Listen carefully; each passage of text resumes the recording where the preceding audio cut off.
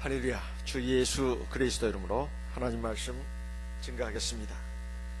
하나님의 말씀 마가복음 9장 14절부터 29절까지 말씀을 봉독하겠습니다. 마가복음 9장 14절부터 29절까지 말씀을 봉독하겠습니다.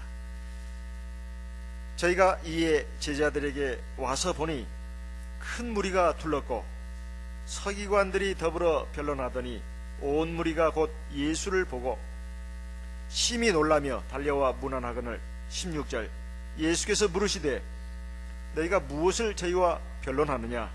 무리 중에 하나가 대답하되 선생님, 벙어리 귀신 들린 내 아들을 선생님께 데려왔나이다. 귀신이 어디서든지 저를 잡으면 거꾸러져 거품을 흘리며 이를 갈며 그리고 파리하여 가는지라. 내가 선생의 제자들에게 내어 쫓아달라 하였으나 저희가 능히 하지 못하더이다. 19절 대답하여 가라사대 믿음이 없는 세대여, 내가 얼마나 너희와 함께 있으며 얼마나 너희를 참으리요. 그를 내게로 데려오라 하시매 이에 데리고 오니 귀신이 예수를 보고 곧 그 아이로 심히 경련을 일으키게 하는지라. 저가 땅에 엎드러져 굴며 거품을 흘리더라. 21절 예수께서 그 아비에게 물으시되 언제부터 이렇게 되었느냐 하시니 가로되 어릴 때부터니이다. 귀신이 저를 죽이려고 불과 물에 자주 던졌나이다. 그러나 무엇을 하실 수 있거든 우리를 불쌍히 여기사 도와주옵소서. 23절 예수께서 이르시되 할 수 있거든이 무슨 말이냐? 믿는 자에게는 능치 못할 일이 없느니라 하시니 곧 그 아이의 아비가 소리질러 가로되 내가 믿나이다. 나의 믿음 없는 것을 도와주소서 하더라.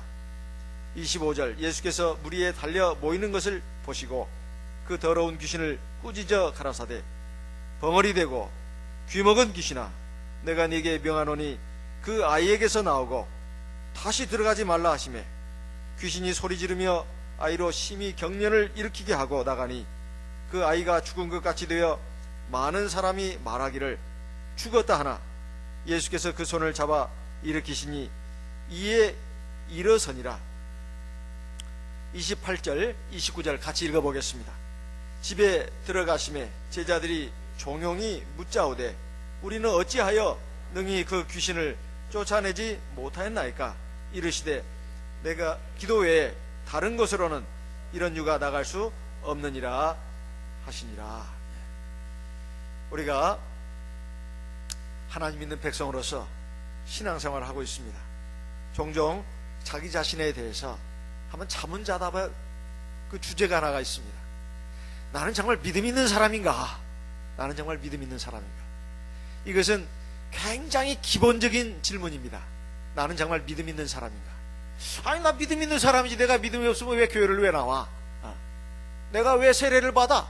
내가 왜 이렇게 안식일에 교회에 나와서 예배를 드려? 나 믿음 있는 사람이야. 나는 믿음이 있으니까 술도 안 마시고 담배도 안 피고 11조도 내고 헌금도 하는데 왜 그런 기초적인 질문을 나한테 한단 말이야?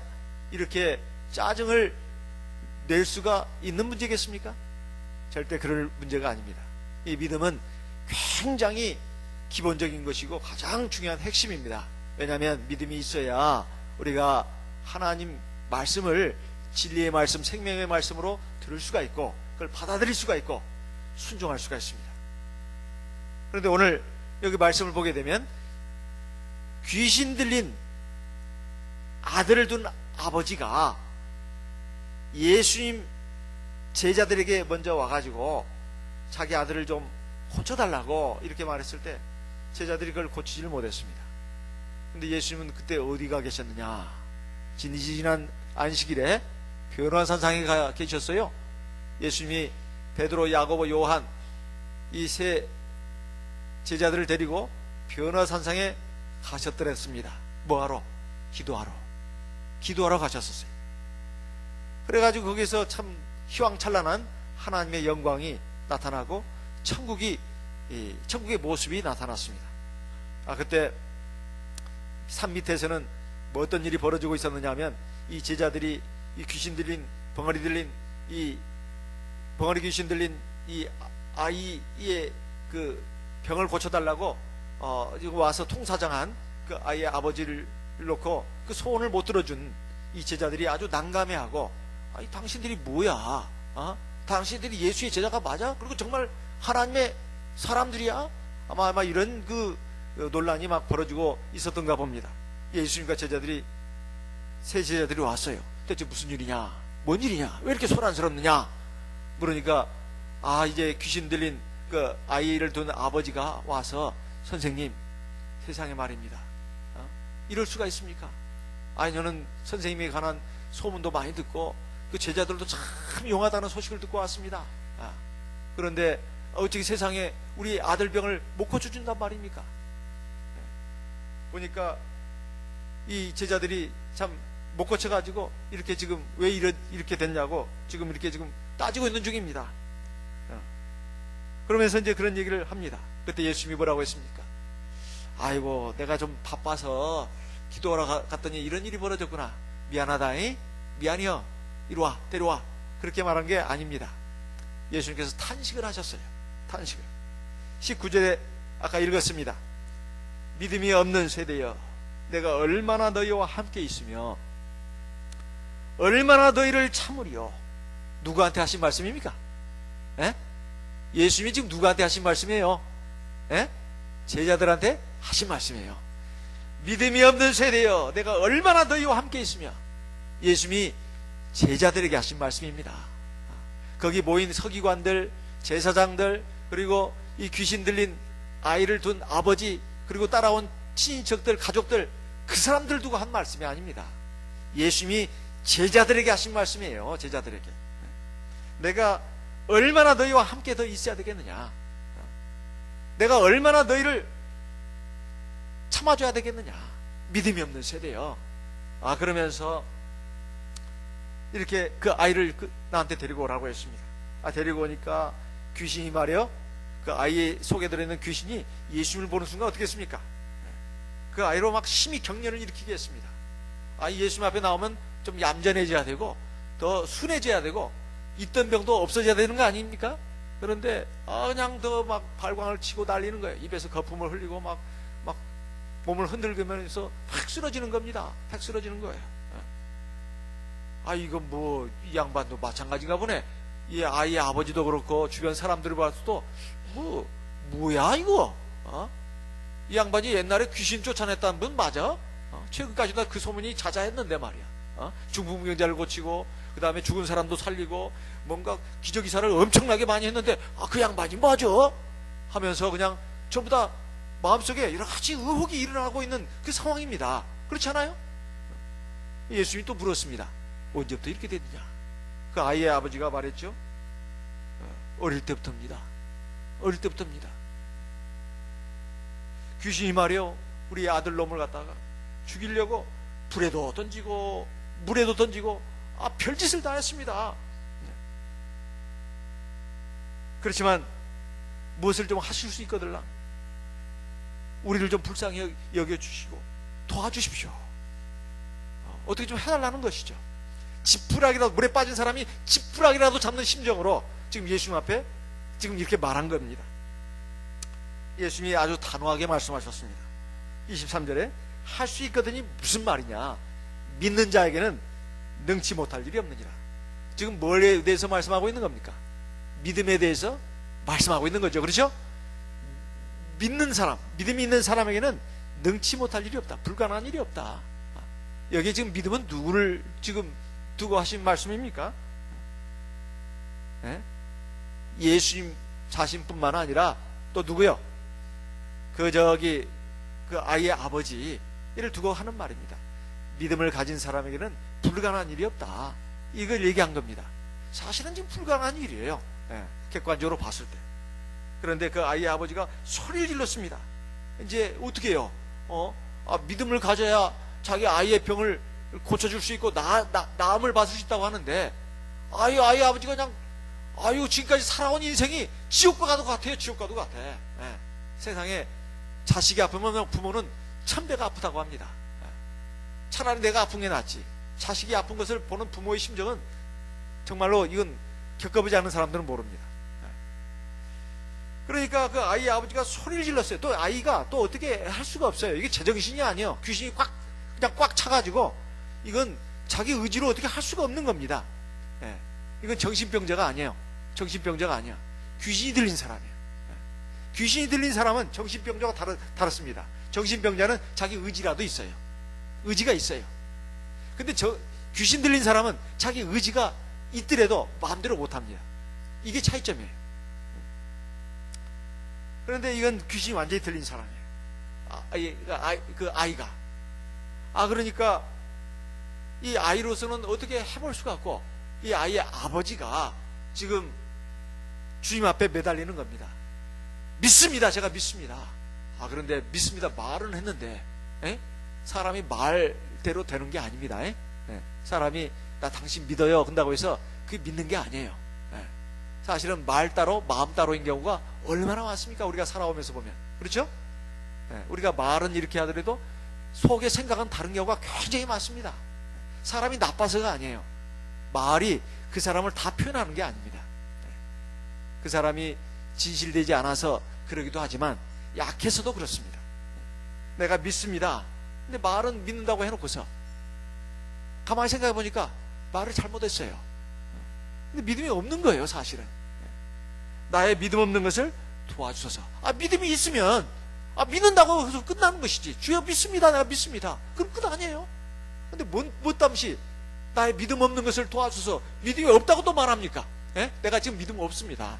날 좀 도와주십시오. 내가 믿습니다 했으면 믿음으로 끝나는 것이지. 그럼 된 것이지. 왜 그 다음 말이 또 나오냐 이 말이에요. 도와주소서. 뭘 도와달라는 거예요? 나 믿음 없는 것을 도와달라는 거예요. 앞에는 믿는다고 해놓고서 사실은 뒤에 말이 진실입니다. 저 믿음이 없습니다. 그런데 주님 말씀은 믿어야 이 구원을 받을 수 있다고 하니, 내 아들이 지금 이 고통과 절망에서 벗어날 수 있다고 하니 어떻게 합니까? 저 믿음 없는 걸 좀 도와주십시오. 이렇게 말한 것입니다. 사실은 뒤에 말이 저 올바른 강구다 이 말이에요. 그러니까 주님께서 어떻게 했습니까? 많은 사람들이 예수님이 대체 어떻게 하려고 그러나 막 구름같이 밀려들었습니다. 대체 어떻게 하시려고 그러나. 그러니까 예수님이 그 더러운 귀신을 향해서 막 꾸짖었습니다. 벙어리 되고 귀먹은 귀신아, 내가 너에게 명령한다. 그 아이에게서 나오고 다시는 들어가지 마라. 이렇게 말하니까 귀신이 네 알겠사옵니다 마마 하고 휙 나갔습니까? 아니에요. 그냥 요도방정을 쳤어요. 그 아이 속에서 뭐라고요? 하면서 그냥 소가지를 부린 거예요. 소가지. 소가지가 전라도 말이에요. 소가지 성질을 부리면서 그냥 그 아이를 어떻게 했어요? 패대기를 쳤어요. 패대기를 쳤어. 막 소리를 지르면서 아이로 어떻게 했다고요? 힘이 경련을 일으키게 하고, 그렇게 어떻게 했어요? 나갔다 해요. 그냥 아주 그냥 이놈의 집구석에다 들어오나 보다. 그러면서 막 성질 깽판을 치고 나간 거예요. 그렇죠? 그 아이가 어떻게 됐어요? 죽은 것처럼 팍 쓰러졌어요. 그러니까 많은 사람들이 아이고 이 양반이, 예수라는 양반이 사람 잡네. 고쳐달라고 왔더니만 사람을 잡네 세상에. 많은 사람들이 말했습니다. 죽었네. 아이 고쳐주고 살려주라고 했더니만 아이를 죽여버렸어. 이렇게 사람들이 다 비아냥거렸습니다. 이게 뭐 양반이 정말 아주 뭐라 아무것도 아니구만. 엉망진창이구만. 그런데 예수가 어떻게 했죠? 그 아이의 손을 잡아 일으키니까 그 아이가 어떻게 했어요? 일어섰습니다. 이 모든 것들이 시험의 장면입니다. 시험의 장면이에요. 사실은 그 제자들뿐만 아니라 거기 모인 사람들, 그 아이의 아버지까지 그 믿음을 시험하는 거예요. 내가 예수님 앞에 나와서 기도 한번 했더니 더 일이 안 풀리대, 꼬이대. 그 시험입니다. 기도가, 믿음이 제대로 된 것인가, 두고 봐야 하는 거예요. 두고 봐야 하는 겁니다. 사람이 진실한지 정직한지, 그 제대로 법을 지키는지, 하나님 말씀대로 행하는지 시간을 두고 봐야 되는 거예요. 믿음이라는 것이 금방 딱 보고 아는 것이 아닙니다. 하나님은 말해요. 이스라엘 백성들의 믿음도 다 그렇게 시험하시는 겁니다. 지난 안식일에 설교 제목이 뭐였죠? 여호와? 주보를 안 보셨어? 여호와 뭐요? 이래. 여호와 이래, 봐요, 겨우 한 안식일밖에 안 지났는데 아주 누룽지 까먹듯이 그냥 까먹어버리고 말았잖아요. 그 왜 하나님이 아브라함에게 사흘 길을 걸어가게 하셨냐 이 말이에요. 그 믿음을 시험하는 겁니다. 그 시간을 두고 봐야 그 믿음이 진짜 믿음인지 가짜 믿음인지 알 수 있는 거 아니겠어요? 사람이 진실한지 진실하지 않은지도 겪어봐야 아는 겁니다. 그냥 딱 보고 아는 게 아니에요. 예수님께서 그 아이의 손을 잡아 일으키시니까 불뚝 일어섰습니다. 살아난 거죠. 완전히 고침받은 겁니다. 하나님의 놀라운 구원의 역사가, 치유 역사가 일어난 것이죠.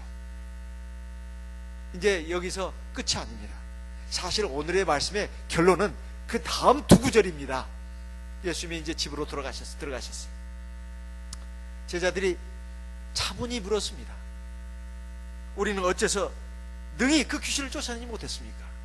요 구절하고 그 다음 구절, 기도 외에 다른 것으로는 이런 유가 나갈 수 없느니라. 요 두 구절이 오늘 말씀의 하이라이트예요. 아니, 앞에서 정작 믿음에 대해서 얘기해 놓고서 왜 기도가 나오냐 이 말이에요. 제자들은 참 너무나 난감했습니다. 창피하기도 하고. 지금까지 제자들이 예수님이 하시던 기적이사를 행하지 않은 게 아닙니다. 주님으로도 권능을 받아가지고 귀신도 쫓아내고 병자도 낫게 하고, 그것이 복음서에 곳곳에 기록되어 있습니다. 그런데 왜 오늘 못했냐 이 말이에요. 왜? 지금까지 성공의 경험들이 기억으로, 추억으로 남아있는데 오늘 완전히 그냥 자기들 묵사발된 거예요. 아무 것도 없이 완전히 자기들은 그냥 너무나 난감하고 당혹스러운 지금 상황에 처하게 된 겁니다. 요것도 바가지로 먹었어요. 이놈 사람들은 예수의 사람들이 아니네, 제자들이 아니야. 그 타이틀 빨리 벗어 던져. 아마 그 가는 사람들이 전부 다 손가락질 하면서 갔는지도 모르겠습니다. 역시 제 예수란 양반은 정말 믿을 만하네. 근데 제자들은 다 오합지졸이야, 엉망진창이야, 이런 비아냥도 들었을 모릅니다. 제자들은 집에 들어가서 예수님 앞에 조용히 물었어요. 주님, 우리는 어째서 이 귀신을 못 쫓아냈습니까? 이 말은 뭔 말입니까? 지금까지 귀신을 다 쫓아냈고 또 많은 병자를 낫게 하는 하나님의 능력을 행했는데 왜 오늘 우리는 그걸 못했습니까? 이걸 물은 겁니다. 아니, 원래 못했던 사람이라면 이런 질문을 할 것도 없어요. 그동안 많은 경험이 있습니다. 그러게 예수님은 다른 말씀을 하신 게 아닙니다. 기도 외에는 다른 것으로는 이런 유가 나갈 수 없다. 기도를 해야 되는데 너희들 기도를 안 했어, 이 말입니다. 그런데 이와 똑같은 말씀을 마태복음 17장에서는 뭐라고 말씀하고 있을까요? 마태복음 17장 18절에서 20절까지 말씀을 보겠습니다. 마태복음 17장 18절, 마태복음 17장 18절. 이에 예수께서 꾸짖으시니 귀신이 나가고 아이가 그때부터 나으니라. 이때 제자들이 종용이 예수께 나와 가로되 우리는 어찌하여 쫓아내지 못하였나이까. 20절 같이 읽겠습니다. 가라사대 너희 믿음이 적은 영혼이라. 진실로 너희에게 이르노니 너희가 만일 믿음이 한 겨자씨만큼만 있으면 이 산을 명하여 여기서 저기로 옮기라 해도 옮길 것이요 또 너희가 못할 것이 없으리라. 여기 보면 이런 일을 제자들이 못한 이유는 뭐가 적은 연구라고 했습니까? 믿음이 적은 연구. 믿음을 얘기하고 있어요, 믿음을. 그런데 말입니다, 21절에 뭐라고 되어 있죠? 21절에 없음이라고 되어 있어요. 근데 어떤 사경 선본에 보면 이렇게 되어 있습니다. 뭐라고 되어 있습니까? 이런 유는 기도와 금식으로가 아니면 나가지 않느니라. 성경은 여러 가지 사본이 있어요. 21절에 없는 거, 여기는 없다고 되어 있는데 어떤 성경 사본에는 있습니다. 이런 유는 기도와 금식으로가 아니면 나가지 못하느니라. 근데 앞에는 20절에는 뭐야? 너희 믿음이 적은 영혼이라. 그리고 21절에는 없다고 되어 있지만 사실은 있습니다. 어디 있어요? 아까 마가복음에서 읽었잖아요. 마가복음 9장 29절에서 읽었잖아요. 이런 이유는 기도 외에는 다른 것으로는 나갈 수가 없다. 그러니까 믿음하고 기도는 밀접한 관계가 있습니까? 밀접한 관계가 없습니까? 있어요. 있어요. 믿음 따로 기도 따로가 아니에요. 주여 믿습니다. 귀신아 나가. 나갑니까? 그게 아니다 이 말이에요. 믿음이 있는 사람이라면 반드시 뭐예요? 기도를 하는 사람이에요. 믿음이 있는 사람은 기도를 하는 사람이에요. 그래서 하나님의 역사가 일어나는 사람입니다. 하나님의 능력, 구원의 은혜를 체험하는 사람이에요. 뒤집어서 말하면 기도하지 않는 사람은 믿음이 없는 사람이에요.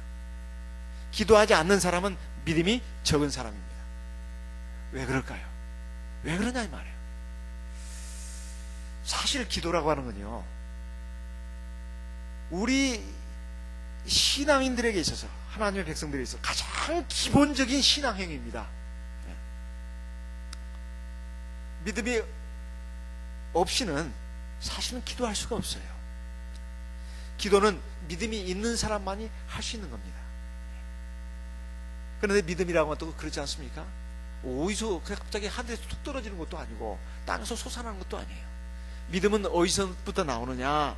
로마서 10장 17절에 보면, 로마서 10장 17절에 보면, 그런즉 믿음은 들음에서 난다, 그리스도의 말씀으로 말미암았다, 이렇게 되어 있습니다. 믿음은 들음으로 말미암아 난다고 했어요. 어떤 것을 들음으로? 그리스도의 말씀, 하나님의 말씀을 듣는 걸 통해서 믿음이 생기는 겁니다. 그래서 기도하라 기도하라 해서 왜 기도를 안 하는가? 믿음이 없어요. 왜 믿음이 없는가? 하나님 말씀을 안 먹어서 그래요. 제대로 안 먹어서 그래. 하나님 말씀을 제대로 안 먹으면 믿음이 안 생깁니다. 하나님 말씀을 안 먹으면 그나마 조금 남아있던 믿음도 없어져요. 자꾸 희미해집니다. 왜 하나님이 이렇게 안식일을 이렇게 만들어 놓으신지 아십니까? 우리 쉬라고요? TV 보면서 또 가라오케 노래 부르면서 교제가 칭칭나게 하면서 그냥 놀면서 쉬라는 것입니까? 그게 아니죠. 하나님 앞에 나와서 예배 드리면서 그게 쉬는 것이다 이 말이에요.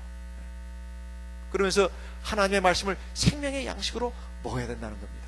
그래야 하나님에 대해서 알게 되고, 하나님의 뜻도 알게 되고, 하나님의 나를 향하신 그것도 알게 되고, 하나님의 역사도 알게 되고, 하나님이 살아계신 것도 알게 되고, 하나님의 능력과 지혜도 알게 되고, 하나님의 온전한 섭리도 알게 되는 것입니다. 하나님의 우리를 어디로 이끌어 가시려고 하는가, 그것도 알 수 있어요. 그리고 하나님은 내가 뭘 어떻게 하기를 원하신지 그것도 알 수가 있습니다. 하나님에 대한 믿음을 갖기 위해서는 우리가 말씀을 먹어야 합니다. 그 말씀을 먹으면 우리가 믿음이 생겨서 기도할 수가 있어요. 그런데 예배 시간에 듣는 말씀이 가장 기본적인 것입니다. 왜냐하면 그래도 이 생생하게 듣는 음성의 그 언어가 굉장히 사람의 마음을 움직입니다. 그래서 예배 시간이 굉장히 중요해요. 특히 설교가 중요합니다. 이 설교 시간에 사람 얘기, 세상 얘기, 자기 자랑, 또 넋두리, 화풀이, 그게 설교가 아니잖아요. 우리 예배 시간에 나오면 하나님 말씀을 듣지 않습니까? 그 하나님 말씀을 풀어서 들려주잖아요. 이런 뜻이라고, 이 말씀이 있다고, 이 말씀은 이 말씀과 연결되는 것이라고, 그 얘기를 하는 거 아닙니까?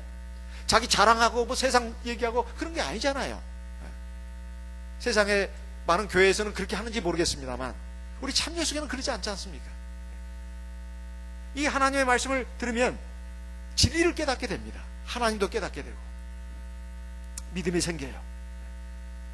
그런 믿음이 생기면 저절로 무릎이 꿇어지게 되어 있습니다. 그래서 예배 시간에서 설교 차지하는 비중이 큰 이유는 그런 뜻이에요. 그래야 앞뒤로 기도하는 기도가 힘이 나올 수가 있어요. 그리고 나머지 6일 동안 집에 가서도 기도할 수 있는 힘도 생기는 겁니다. 그런데 안식일에 먹는 이 하나님의 말씀만 가지고는 부족합니다. 이것은 가장 기본적인 것이지만 평상시에 하나님의 말씀을 먹어야 합니다.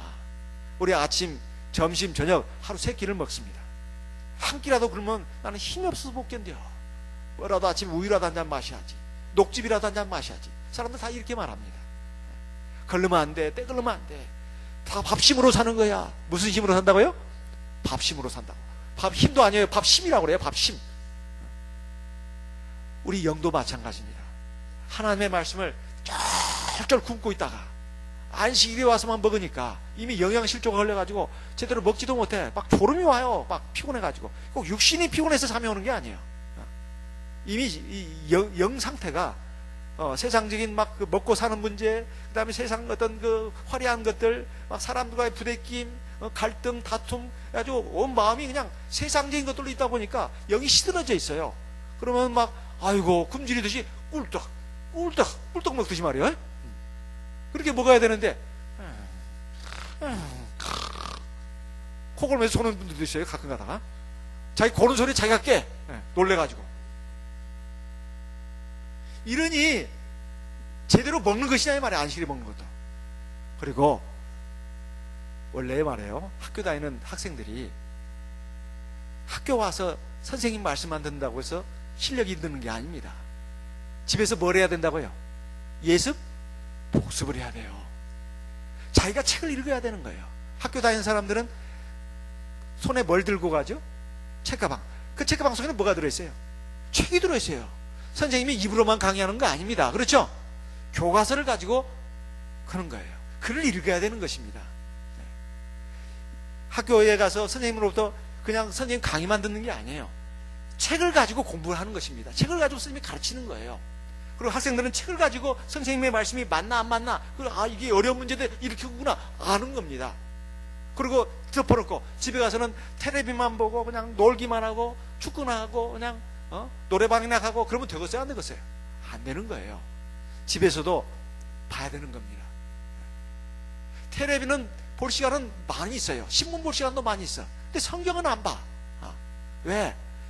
심심하니까, 따분하니까, 지루하고 어려우니까. 그건 자기 생각입니다. 사실은 하나님의 말씀은 다 이해할 수 있는 말씀으로 써져 있어요. 이것도 영어로 써진 것이라거나 불란서 말로 써졌다거나 러시아 말로 써졌으면 내가 이해를 하겠어요. 국산말 한국말로 써졌는데 왜 이해가 안 되냐 이 말이에요. 하나님 말씀을 먹어야 된다는 그 필요성을 잘 못 느끼기 때문에 그렇습니다. 이건 예배 시간에 가서나 그냥 이렇게 말씀 듣고 요 모니터에서 나오는 거나 좀 잠깐 보고 그러면 끝이다 이거예요. 그거 아닙니다. 이것도 영의 양식이다 이거예요. 매일매일 조금씩이라도 먹어야 합니다. 하루 한 끼라도 먹어야 된다 이 말이에요. 그게 성경 한 장이라도 읽어야 합니다. 그 읽으면 믿음이 생깁니다. 그리고 영이 살아나는 걸 느낄 수가 있어요. 그런 상태에서 또 기도도 되는 겁니다. 무작정 아침 저녁으로 기도하라고 해서 되는 게 아니에요. 제가 이렇게 쭉 많이 수십 년 동안 저 자신과 성도들을 관찰해 보니까 기도라 해서 기도를 하는 게 아니더라고요. 왜? 이미 믿음이 없어요. 믿음이 없는데 무슨 기도를 하냐 이 말이에요. 다 피곤하다고 말하고 바쁘다고 말합니다. 그것은 핑계입니다. 피곤하다고 말하고 바쁘다고 말하는 건 다 핑계예요. 사실은 믿음이 없기 때문에 기도하지 않는 겁니다. 믿음이 없기 때문에 하나님 말씀 먹고 기도하는 것을 우선순위로 두지 않는 거예요. 세수하고 밥 먹고 화장실 가는 것이 항상 첫째 순위예요. 일하고 돈 버는 것이, 그리고 희낙낙거리고 노는 것이, 텔레비 보고 그 다음에 유행가 듣는 것이, 유행가 부르는 것이, 이게 제 1순위다 이 말이에요. 하나님 말씀 먹는 것이 1순위가 아니에요. 그것이 맨 끝순위고, 아니면 저 후보로 들어있어. 후보는 뭐예요?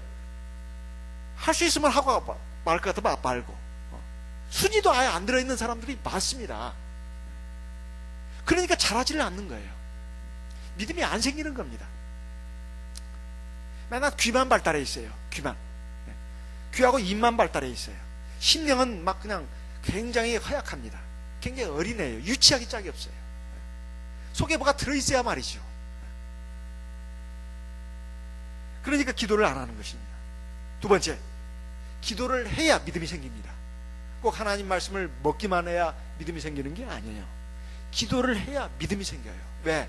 기도는 하나님과의 만남입니다. 하나님의 영과 내 영이 만나는 거예요. 그래서 믿음이 생기는 것입니다. 기도를 하다 보면 믿음이 생깁니다. 믿음이 있어야 기도하는 것도 맞지만은 기도를 해야 믿음도 생기는 거예요. 기도를 해야 믿음이 생기는 거예요. 왜? 하나님 앞에 무릎 꿇으니까. 누가복음 17장 5절 말씀을 읽어보겠습니다. 누가복음 17장 5절 같이 읽어보겠습니다. 누가복음 17장 5절 말씀 같이 읽어보겠습니다.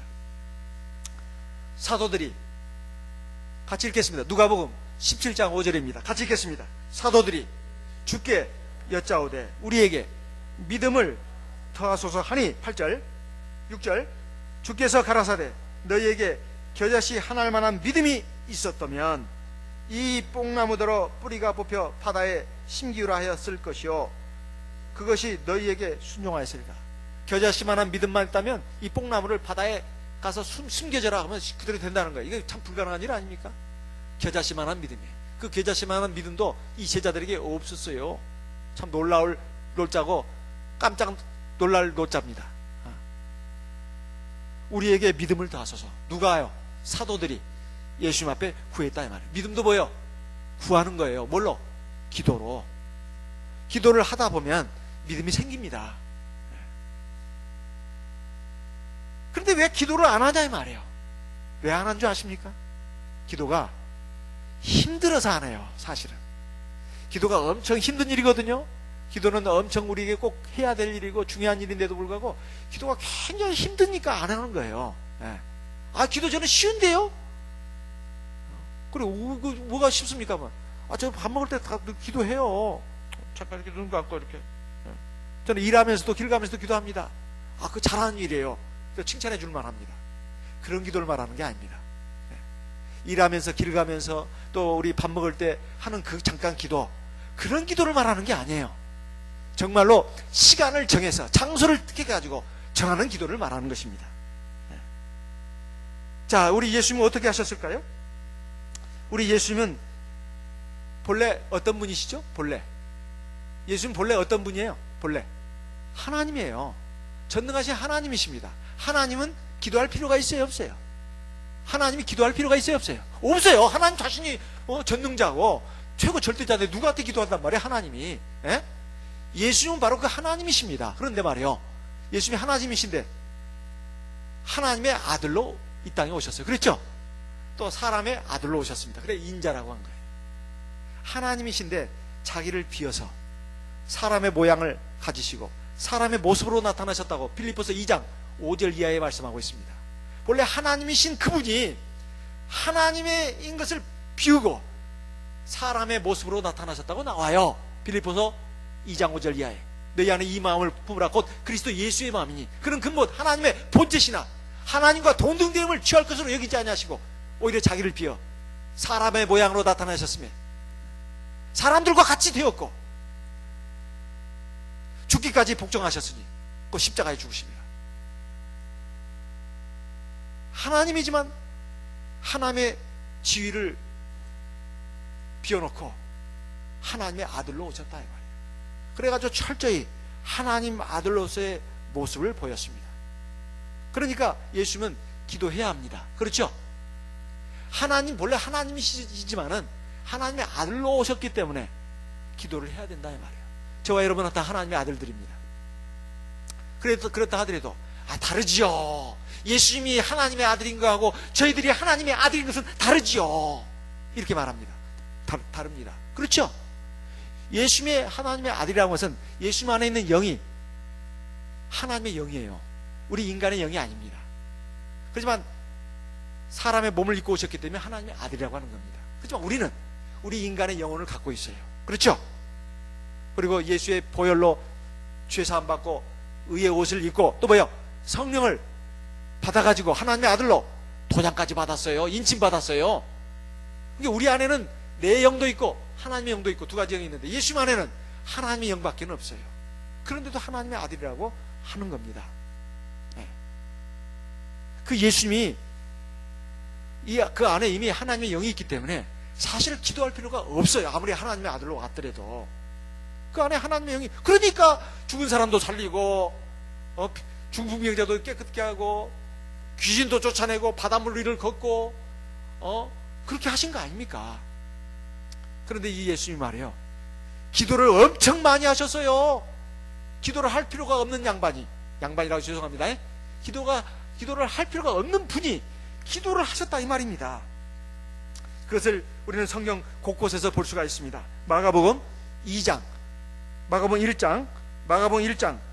35절 같이 읽어보겠습니다. 마가복음 1장 35절 같이 읽어보겠습니다. 마가복음 몇 장이라고요? 1장 몇 절? 35절 같이 읽습니다. 새벽 오히려 미명에 예수께서 일어나 나가 한적한 곳으로 가사 거기서 기도하시더니 시몬과 및 그와 함께 있는 자들이 예수의 뒤를 따라가 만나서 가로되 모든 사람이 주를 찾나이다. 예수님이 시간을 정해서 기도했습니까? 시간 정해서 기도하지 않았습니까? 정해서 기도했어요. 또 장소 구별했어요? 안 했어요? 했어요. 한적한 곳으로. 시간이 나오잖아요. 새벽 오히려 미명에 아직 날이 밝기 전에. 그렇다고 해서 꼭 새벽에 기도해야 한다는 말이 아닙니다. 밤에 늦게 자신 분들은 밤에 2, 3시에 자는 분들이 낮에 12시에 일어나는 분이 있어요. 그럼 12시에 일어나서 기도하면 되는 거예요. 그 양반이 그 시간은 그 사람에게는 아침입니다. 어쨌든 시간을 정하라 이 말이에요. 장소를 정한다 정하지 않는다? 정하는 거예요. 한적한 장소예요. 한적한 장소는 뭐예요? 마음껏 하나님 앞에 1대1의 영적인 교제를 할 수 있는 그 장소를 말하는 것입니다. 누가복음 5장 15절을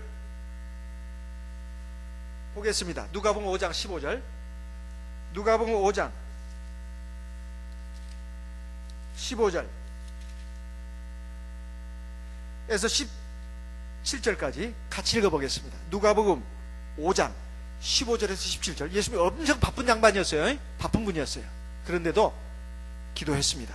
누가복음 5장 15절부터 읽겠습니다. 시작. 예수의 소문이 더욱 퍼짐에 허다한 무리가 말씀도 듣고 자기 병도 나음을 얻고자 하여 모여 오되 예수는 물러가사 한적한 곳에서 기도하시니라. 예수님이 직무유기했네요. 직무태만. 지금 병 고치러 온 사람도 많고 예수님한테 말씀 들으려고 오는 사람들이 많은데 기다려라잉. 기다려. 따로 한적한 곳에 가서 어떻게 하셨다고요? 기도하셨어요. 예수님 기도할 필요가 있는 분이요, 없는 분이요? 원래 없는 분이에요. 예수님 하나님이라니까요. 이미 능력이 있는 분이에요. 근데 뭐 땀없이 기도해? 그런데 예수님 기도했다 이 말이에요. 하나님이지만 하나님의 아들로 오셨고 하나님이지만 사람의 아들로 오셨기 때문에 기도하셔서 우리에게 본을 보여주신 겁니다.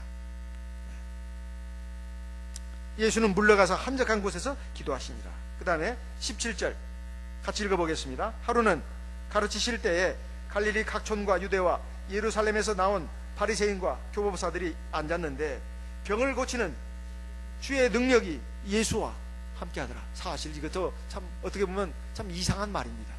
원래 예수님은 하나님이시니까 하나님의 능력을 갖고 있는 분이에요. 근데 병을 고치는 주의 능력이 하나님의 능력이 예수와 함께했다.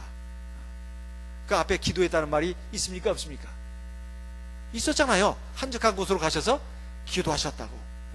예수님도 기도했는데 기도할 필요가 없는 예수님이 하나님의 능력을 갖고 오신 예수님이 기도했는데 우리같이 하나님의 능력도 없고 쥐뿔 같은 것도 없는 우리들이 먼 배짱으로 똥배짱으로 기도를 안 하냐 이 말이에요. 그건 자기 힘과 의지로 살아가겠다는 거 아니에요? 또 읽어보십시다.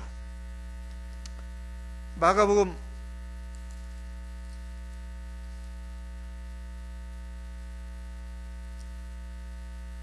14장 22절 마태복음 14장 22절부터 보겠습니다.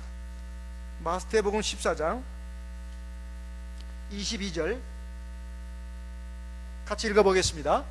예수께서 즉시 제자들을 재촉하사 자기가 무리를 보내는 동안에 배를 타고 앞서 건너편으로 가게 하시고 23절 무리를 보내신 후에 기도하러 따로 산에 올라가시다 저물매 거기 혼자 계시더니 지금 제자들 갈릴리 저 바다 배 타고 저리 가라. 사람들이 너무나 구름같이 밀려온다. 저쪽 지방 가서도 우리 하나님을 해야 돼.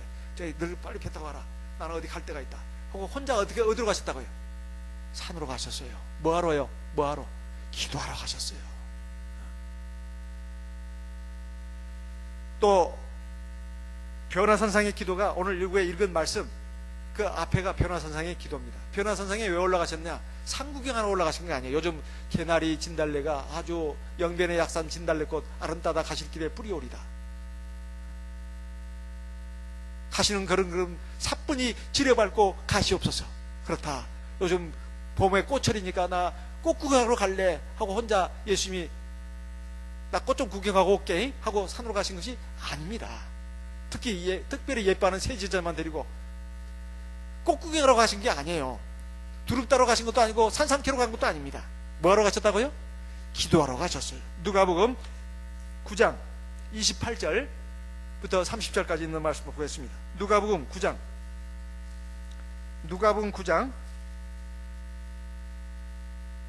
28절 같이 읽어보겠습니다. 이 말씀을 하신 후 8일쯤 되어 예수께서 베드로와 요한과 야고보를 데리시고 기도하시러 산에 올라가사 기도하실 때에 용모가 변화되고 그 옷이 휘어져 광채가 나더라. 산에 뭐하러 올라가셨다고요? 기도하러 올라가서. 기도하러 올라가서 예수님과 세 제자들이 기도해야 되는데 예수님은 기도했는데 말이에요. 세 제자들은 어떻게 했을까요? 32절 읽어보겠습니다. 같이 읽겠습니다. 32절 베드로와 함께 있는 자들이 고나여 졸다가 아주 깨어 예수의 영광과 빛 함께 선 두 사람을 보더니 제자들은 기도하러 예수님과 함께 기도하러 올라갔는데 거기서 뭐 했다고요? 졸았어요. 졸았어요. 정작 기도해야 할 사람은 기도 안 하고 기도할 필요가 없는 분은 기도하는 이 우스꽝스러운 코미디 같은 장면이 변화산상에서 일어났던 것입니다.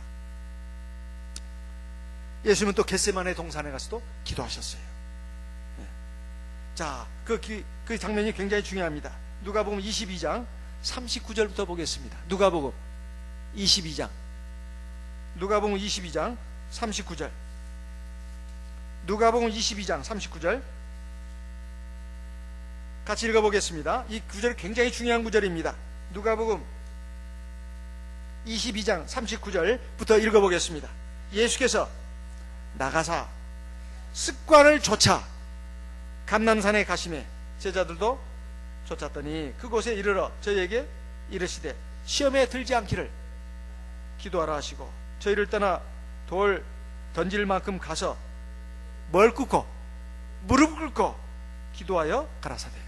이게 유명한 겟세마네 기도 아니에요. 그렇죠? 예수님이 뭘 쫓아서? 자기 습관을 쫓아서. 습관이란 게 뭐예요?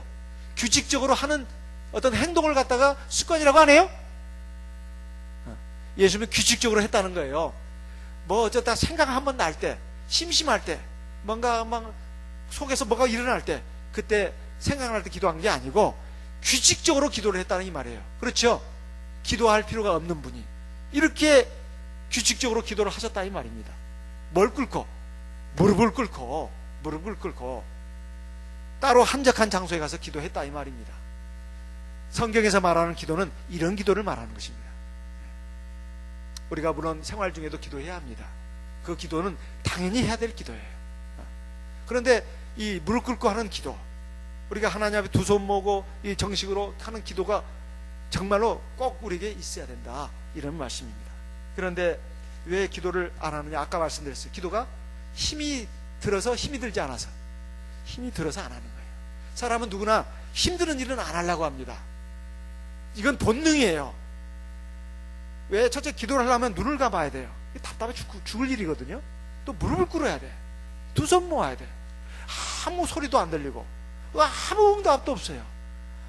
빈 허공을 향해서 막 뭐 외치는 것 같아.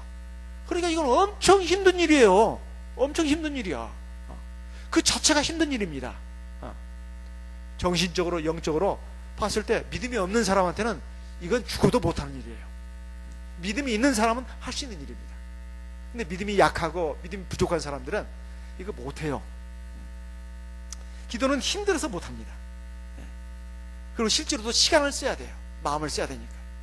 그래서 힘을 써서 기도하라고 한 겁니다. 힘이 안 드는 일 같은 데다가 힘을 쓰라고 하지 않아요. 힘이 들어가는 일이니까 힘을 쓰라고 하는 거예요. 골로새서 4장 2절 말씀을 읽어보겠습니다. 골로새서 4장 2절 같이 읽어보겠습니다. 골로새서 4장 2절 같이 읽어보겠습니다. 골로새서 4장 2절 같이 읽어보겠습니다. 기도를 항상 힘쓰고 기도의 감사함으로 깨어있으라. 기도를 어떻게 하라고요? 항상 어떻게 하라고? 힘쓰고. 힘이 써야 되는 거예요. 기도는 힘을 써야 할 수 있는 것입니다. 힘쓰지 않고서 기도 못해요. 그런데 이렇게 힘을 쓰는 일이다 보니까 기도를 안 한다 이 말이에요. 힘이 드니까. 그런데 말입니다, 기도의 필요성을 느끼게 되는 순간이 와요. 여러분 운동 같은 거 지금 하고 계신 분 계시죠? 아침에 일어나면 뭐예요? 동네 한 바퀴라도 돌고 아파트 주위라도 돌잖아요. 근데 젊었을 때는 운동 잘 안 합니다. 왜요? 힘이 있으니까. 할 일이 많은데 뭔 놈 운동이냐. 저는 젊었을 때 등산하는 사람들을 참 진짜 한가한 사람, 팔자가 늘어진 사람들이다. 저는 그렇게 생각했어요, 진짜로. 그리고 또 야외로 그 주말마다 어디 나가는 사람들 저는 이해를 못했습니다. 참 저 사람은 팔자가 늘어진 사람들이네. 그런데 말이에요, 산에 저도 이제 가게 되더라고요. 대전에서부터 제가 산을 가기 시작했습니다. 그 보문산, 계족산, 대둔산, 그리고 저기 그 근방에 또 무슨 산이더라. 예? 계족산 아까 말씀했잖아요. 보문산, 계족산, 만인산, 그렇지, 만인산. 가서 이렇게 걷는데 너무너무 좋더라고요. 그래서 제가 예배 없는 날, 또 목요일부터는 제가 바빠지니까 월요일 아니면 수요일, 일주일에 한 또 일요일, 월요일, 수요일 이렇게 좀 시간을 내서, 바쁜 데는 못 갑니다. 신방 가는 날은 못 가요. 이렇게 좀 시간을 내서 제가 갔다 오면은 원기가 솟더라고요. 낑낑거리면서 올라가는데 진짜 제 옛날에는 미쳤다고 했거든요. 저는 산에 올라가는 사람들을 이렇게 힘든 짓을, 이 미친 짓을 왜 하느냐 이거야. 이 평지도 있는데 말이야. 못담시 이렇게 낑낑거리면서 올라갔냐 이 말이야. 근데 갔다 오니까요, 원기가 솟더라고요. 운동을 뭐라고 하느냐, 운동의 뜻을 정의한 분이 이렇게 말했습니다. 몸을 힘들게 해서 몸을 건강하게 하는 거, 이게 운동이라고 하네요. 운동의 뜻이 뭐냐, 어떤 분이 아주 명쾌한 답을 내놨어요. 몸을 힘들게 해서 몸을 건강하게 하는 거래요. 근데 운동의 필요성도, 제가 산에 올라가 보니까 어떤 배 나온 아줌마들이 배치기를 하고 있더라고요. 배치기를, 나무에다가 배치기를 해요. 또 엉덩이를 갖다가요, 나무에다가 막 치는 거예요. 왜 그럴까요? 배가 들어가고 엉덩이 들어가라고. 배치기, 엉덩이 치기. 그런다고 해서 배가 들어가는지 엉덩이가 들어가는지는 저는 모르겠어요. 연구의 대상이긴 합니다만은 연구 주제로 삼으려고 그래요. 저렇게 배를 치면 배가 들어가나. 왜 그 짓을 하고 있냐 이 말이에요. 필요성을 느끼기 때문에 그렇습니다. 몸이 약해지고 벌써 허덕허덕거리고 심장이 뛰고, 그리고 막 늘 피곤하고 이러니까 운동의 필요성을 느끼는 거예요. 기도도 그렇습니다. 기도의 필요성을 못 느끼니까 하나님이 여러분 느끼게 해주려고 갖가지 일을 만나게 하시는 거예요. 이제 도저히 손 쓸 데가 없을 지경까지 만들어갑니다. 하나님 앞에 무릎을 꿇도록 만든다 이 말이에요. 누가 시키지 않아도 기도하는 그 상황까지 가요. 그래도 기도 안 하는 분들이 많아요. 이제 이렇게 예배 시간에 와서야 이 말씀도, 그랬구나, 이제 말씀을 듣고서야 깨닫죠. 그렇게 시궁창 속에서 헤매고 어둠과 고통 가운데 헤매도 왜 그런지를 몰라. 그런데 예배 시간에 와서 말씀 듣고, 그렇구나, 기도를 안 해서 그렇구나, 그때서야 안다 이 말이에요. 그래가지고 그런 상태에서 이제 기도를 하잖아요. 옛날에는 10분 기도하는 것도 엄청 힘들었습니다. 그런데 예배 시간에 하나님 말씀을 듣고, 기도를 해야 힘도 없고 능력도 없고 하나님이 함께 하신다, 그걸 알고 나서는 기도를 하는데, 처음에는 10분이 힘들었는지 몰라요. 근데 나중에 시간 가는 줄 모르고 기도합니다. 30분? 1시간? 이거 너끈해요. 정말 너끈합니다. 기도해도 시간 가는 줄 몰라. 기도가 나면 1시간이 벌써 지났어요. 그래서 성령이 충만해지고 마음이 태평양 바다같이 넓어지고, 그리고 잔잔해지고, 그리고 하나님이 지혜와 능력을 주는 것을 깨달을 수가 있습니다. 이사야 40장을 보겠습니다. 이사야 40장. 이사야 40장. 이사야 40장 28절부터 읽어보겠습니다. 이사야 40장 28절. 너는 알지 못하였느냐, 듣지 못하였느냐, 영원하신 하나님 여호와 땅끝까지 창조하신 자는 피곤치 아니하시며 곤비치 아니하시며 명철이 한이 없으시며. 29절 같이 읽어보겠습니다. 29절.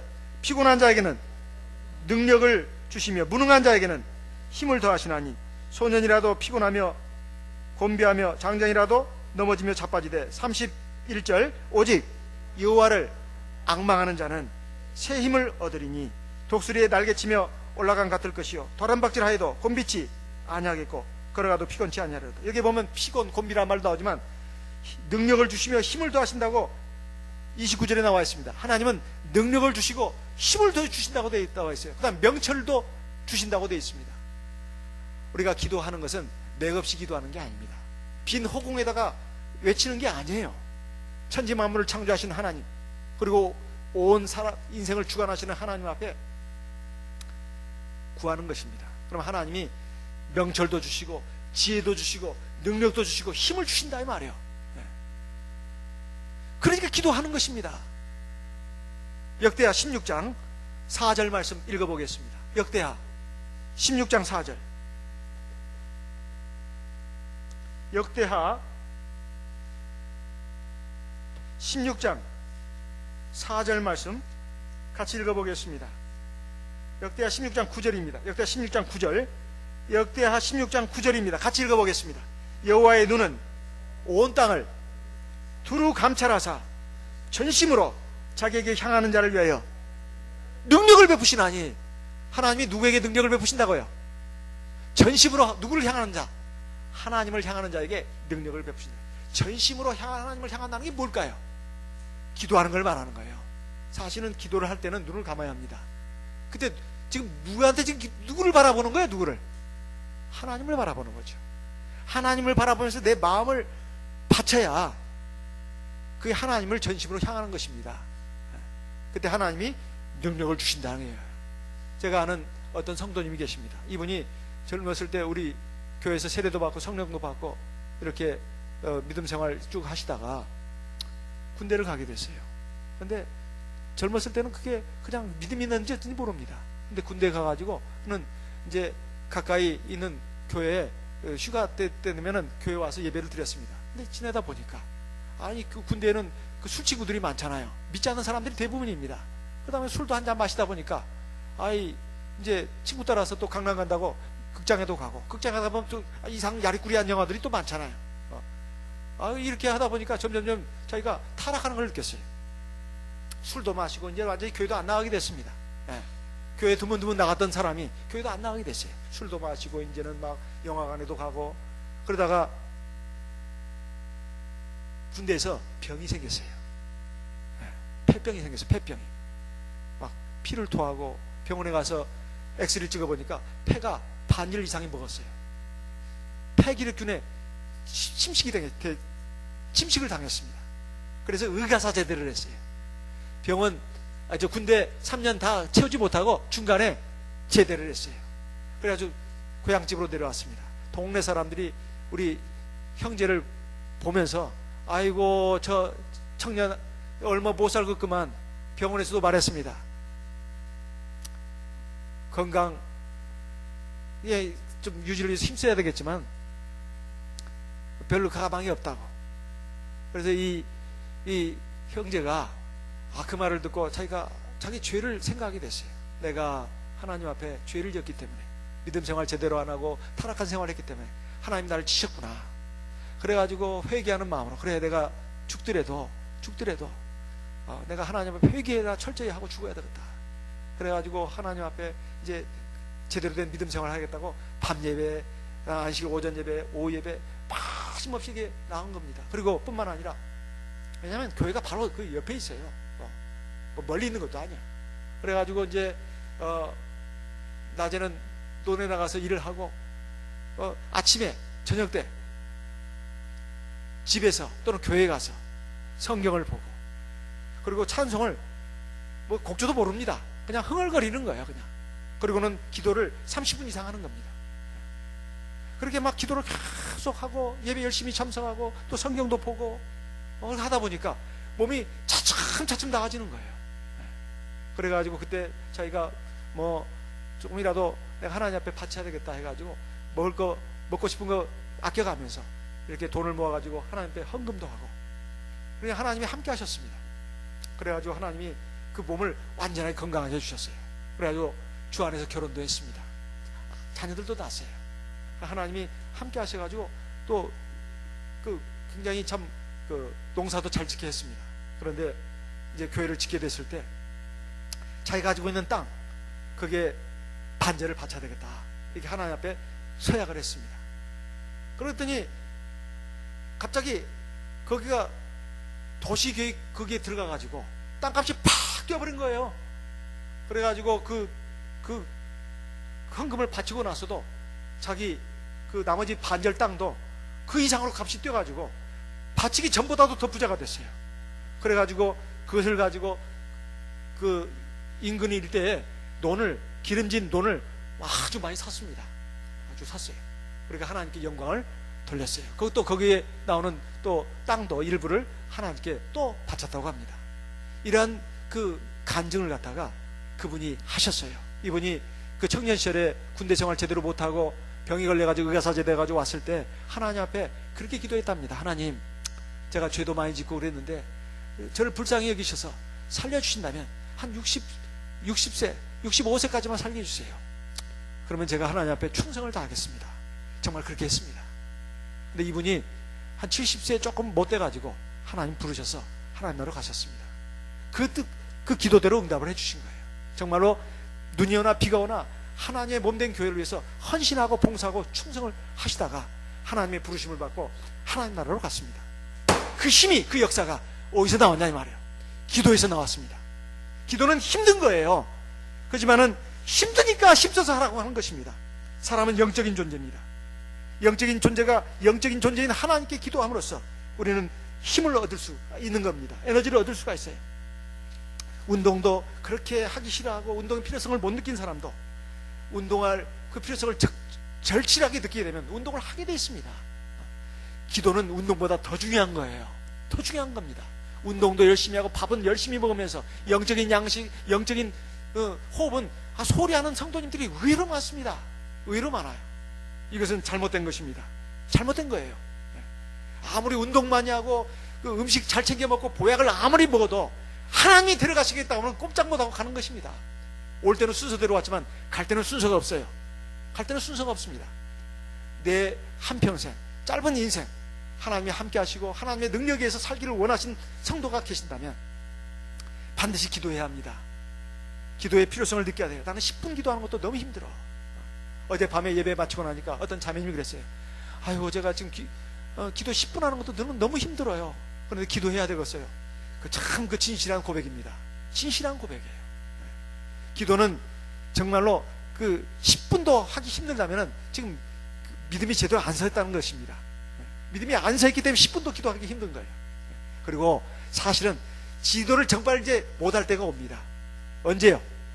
나이 들고 병 들면은 누워야 돼요. 그렇죠? 그리고 그때는 귀도 안 들립니다. 하나님 말씀도 잘 안 들려요. 성경도 제대로 볼 수가 없어요. 그러니까 자꾸 믿음이 자꾸 약해지는 걸 느낍니다. 인치의 노화는 막을 수가 없어요. 그러면 교회도 잘 못 나오게 되고 교회 나왔다 하더라도 말씀도 잘 안 들리고 눈에 성경도 잘 안 보이니까 자꾸 자기 믿음이 약해지는 걸 느낄 수 있습니다.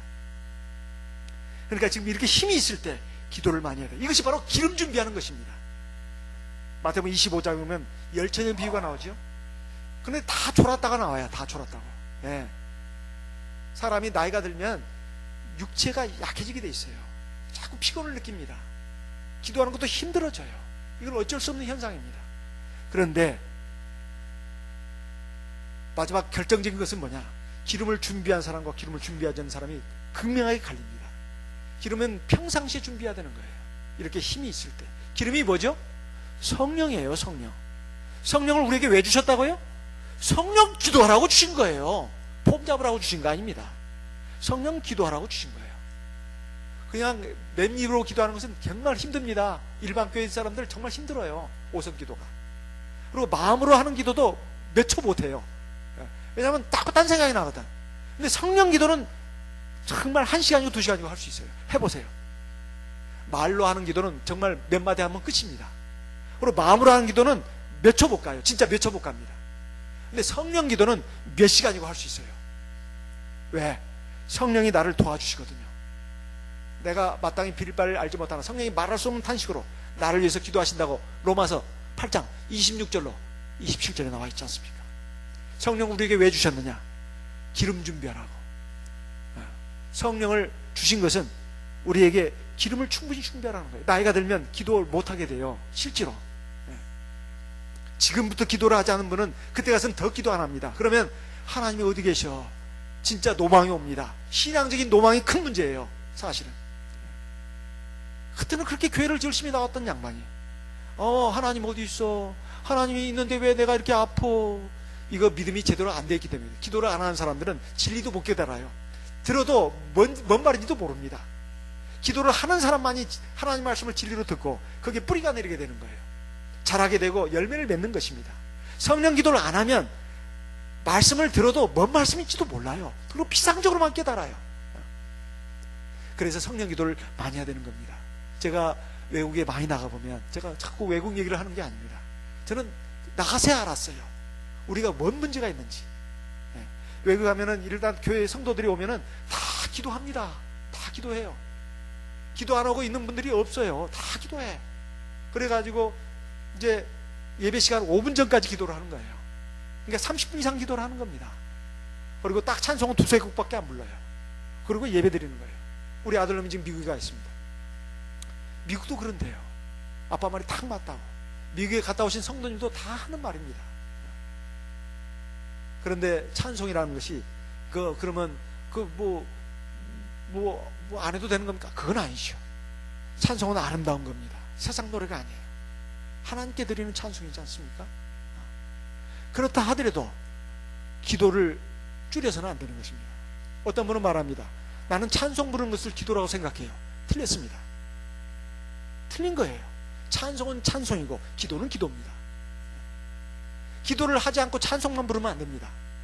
찬송 부르는 것은 잘하는 일이에요. 좋은 일입니다. 하지만 찬송의 의미도 정확하게 알아야 합니다. 찬송이라는 말은 하나님을 칭찬한다는 말이에요. 거기다 곡조를 붙이면 찬송가가 되고 그냥 하나님을 칭찬하고 다니면 그게 찬송이에요. 제가 조선일보를 보고 있습니다만 4월 7일자 목요일에 북한의 초등학교 새 교과서에는 1학년 1과부터 경애하는 김정은 원수님 해가지고 김씨 왕조를 찬양하는 내용으로 70편을 도배하고 있다고. 찬양이란 말이 나와요. 우리 김일성 아바이 수령 동지, 김정은 동지 3대를 거쳐서 충성하리이다. 그러면서 막 그 업적을 갖다가 막 그냥 날조한 것들이 많이 있겠지만은 그런 내용으로 막 도배를 하는 거예요. 막 칭찬하는 거죠. 그걸 찬양이라고 그래요. 히브리서 13장에 보면 찬양이 뭔지 그 의미를 말해놓고 있습니다. 히브리서 13장을 보겠습니다. 히브리서 13장 같이 읽어보겠습니다. 히브리서 13장 15절 같이 읽어보겠습니다. 히브리서 13장 15절 같이 읽습니다. 이러므로 우리가 예수로 말미암아 항상 찬미의 제사를 하나님께 드리자. 여기까지. 자, 이게 찬송가를 많이 부르라는 소리인가 보다. 그럴까요? 찬송가 많이 부르라는 그 말씀도 들어있습니다. 물론 그죠? 그 뒤에만 한번 보세요. 이는 그 이름을 증거하는 입술의 열매이라. 그러니까 예수님을 자꾸 자랑하는 거예요. 내가 집에서도 야, 주님 은혜 감사하다. 이 주님이 이렇게 하나님을 이렇게 사랑하셨으니까 우리 늘 새끼 먹을 수 있고, 엄마는 말이야 이렇게 이마트나 홈플러스 가면 얼마나 늘 행복한지 몰라. 하나님 이렇게 먹고 살 수 있게끔 해주시니까 얼마나 감사하냐. 그게 바로 찬양이에요. 그게 내가요 교회 나가니까 얼마나 행복한지 몰라요. 당신도 교회 나오세요. 그게 찬양입니다. 그러니까 하나님의 살아계신 것을 갖다 증거하는 거, 이게 찬양이다 이 말이에요. 거기다 곡조를 붙이면 찬송 갑니다. 그런데 그 찬송가만 부르면 그게 찬양인 줄만 안다 이거예요. 물론 그것도 찬양입니다. 그것도 많이 하는 게 좋아요. 하나님도 이 음악을 만들었지 않았어요? 그것도 물론 많이 해야 됩니다. 하지만 찬송가가 기도를 대체하는 건 아니에요. 찬송은 찬송이고 기도는 기도입니다. 이걸 오해해서는 안 된다는 거예요. 그리고 노래만 부르는 것이 찬송가가 아니고, 찬송이 아니고, 우리가 예수님에 대해서 늘 칭찬하는 거, 하나님 칭찬하는 거. 야들아, 하나님 내가 얼마나 감사하냐. 이 개나리꽃도 봐라, 이 벚꽃도 봐라. 진짜 아빠는 말이야 너무 황홀해. 눈물이 날 정도야. 하나님이 이 솜씨가 얼마나 대단하냐. 그리고 아름다운 햇살을 주셔가지고 이 아름다운 이 꽃들을 볼 수 있게 해주시는 은혜가 얼마나 감사하냐. 병원에서 지금 산소 마스크 끼고 목에 이 식도에다가 구멍을 뚫어가지고 누워있는 사람들이 있는데, 우리가 이렇게 걸어서 맑은 공기를 호흡하면서 이렇게 아름다운 세상을 볼 수 있다는 것이 얼마나 감사하냐. 이게 찬송이에요. 이게 찬송. 하나님을 칭찬하는 것이 찬송이다 이 말이에요. 그것도 있어야 된다 이 말이에요. 오해해서는 안 됩니다. 찬송가를 이제 줄여야 된다 그 말이 아니에요. 찬송은 많이 부르는 게 좋습니다. 그렇지만 기도를 그걸 대체하려고 생각해서는 안 된다 이 말이에요. 기도는 그 이상으로 해야 합니다. 그 이상으로. 하나님 말씀도 그 이상으로 먹어야 된다 이 말이에요. 하나님 말씀 먹는 거나 기도하는 것은 굉장히 인색하게 하면서 다른 쪽에 신경을 쓰는 것은 이건 뭔가 언밸런스입니다. 크게 언밸런스예요. 오늘 주님께서 말씀하셨습니다. 믿음이 없는 세대여, 내가 얼마나 너희와 함께 있으며 얼마나 너희를 참으려. 믿음이 적은 영혼이라 기도가 아니고서는 이런 유가 나갈 수 없느니라. 예수님은 세 제자들과 함께 변화산상에서 기도하고 왔는데 제자들은 그렇게 곤혹을 치르고 있었습니다. 기도해야 된다. 예수님도 기도하고 왔습니다. 근데 제자들은 그 변화산상에서도 졸았어요. 우리의 부족한 점을 뭔가를 깨달아야 합니다. 이것은 굉장히 중요한 말씀입니다. 때가 되면 기도할 수 없는 때가 옵니다. 그리고 기도는 에너지입니다. 기름, 이거 자동차, 항공기, 또 뭐요? 발전소 돌리는데 기름이 없으면 안 됩니다. 기름은 에너지원이에요. 기름이 떨어지면 차도 못 가고 공장도 올스톱입니다. 기름이 바로 뭐냐? 우리에게 있는 기름이 성령이에요. 성령은 받기만 하고 가만히 있으면 진짜 컵에 물 찔끔 있는 거와 똑같아요. 그게 강물이 돼야 합니다. 물도 흘러 넘쳐야, 그리고 흘러야 힘이 있는 거 아니에요? 수력발전소도 뭐예요? 물만 많다고 되는 게 아니에요. 물이 흘러야 기기를 돌리는 거 아니겠어요? 그게 성령 기도입니다. 성령은 기름으로도 물로도 비유가 되어 있어요. 왜 그렇게 얘기했습니까? 그게 에너지 원이니까. 그게 움직여야 되고 태워져야 되는 것입니다. 이러한 성령 충만을 통해서 하나님의 능력을 우리가 받고 이 세상을 살아서 하나님께 영광을 돌리는 저와 여러분 되시기를 예수님의 이름으로 기원하는 바입니다. 우리 다 같이 이 시간 들으신 말씀을 마음에 새기면서 하나님 앞에 기도하겠습니다. 하나님, 제가 좀 더 기도할 수 있게 해주십시오. 성령을 안에 모셔놓고 썩게만 하게 하지 말고 정말 성령을 위해서 성령 기도를 적어도 하루에 1시간 이상씩 기도할 수 있도록 이끌어 주십시오. 1시간은 하나님 힘들지 몰라도 10분 이상씩 해서 계속 늘려갈 수 있도록 이렇게 이끌어 주시옵소서. 아침 저녁으로 적어도 30분 이상씩 기도할 수 있도록 주여 도와주시옵소서. 다 같이 기도하겠습니다. 다 같이 기도하겠습니다.